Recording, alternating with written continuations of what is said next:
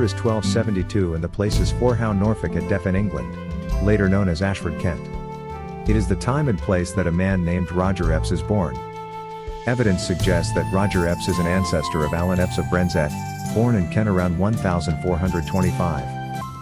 In 1346, 74 years before Alan's birth, Europe and much of the world fell into the grips of a catastrophic plague that lasted 7 years, killing no less than 25 million people and devastating villages everywhere.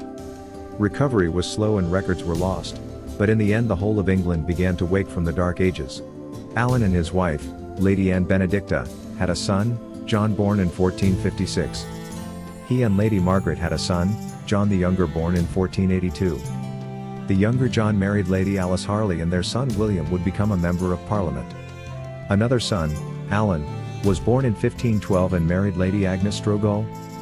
Alan died in 1551, just months before the birth of his son, John, who married Lady Thomasina Fisher, and with her, had 11 children.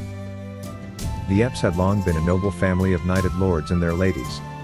It would be the son of John and Thomasina, Francis, born in 1596, who with at least 3 of his siblings would make history in the New World.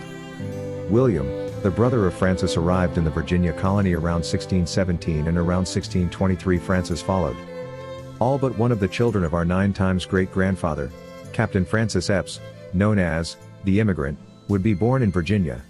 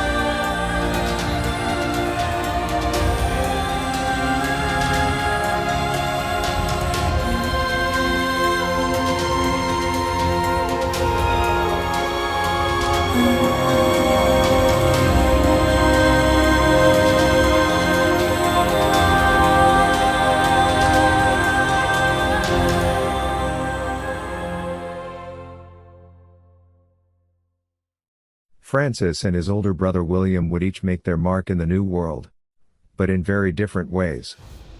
The face of the earth had changed with the discovery of the New World.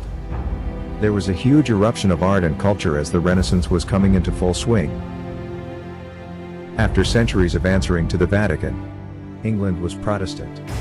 Ordinary men began to rail against the bonds of oppression, and on any given day, somewhere in the vast British Empire, there was an uprising. It was a harsh existence for those who chose to live in the New World. Virginia was in the midst of a drought, and that created a bitter competition with the natives over land resources. Food was not abundant, and sometimes the consequences resulted in bloodshed. A young Captain William Eppes sailed into Virginia in 1618 and was given command of Smith Hundred in 1619. All of William's superiors cited him as a worthy commander, but it turns out, he had some colorful quirks.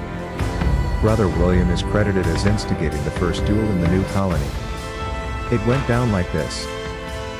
William was on a boat heading up the James River with Captain Stallings in charge of the boat. They were sharing a few drinks when the ship ran aground. Fueled with alcohol, William was enraged, and before poor Captain Stallings knew it was a duel. Without even removing it from its sheath, William had drawn his sword and whacked the captain over the head, killing him. The incident was reviewed, and it was determined that Captain William Eppes should keep his command of Smith Hundred.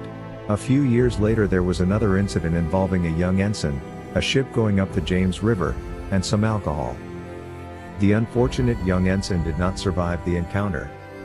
Once again William was under review, and once again his command was restored. His undoing would be of a completely different nature. It would come in the form of a woman.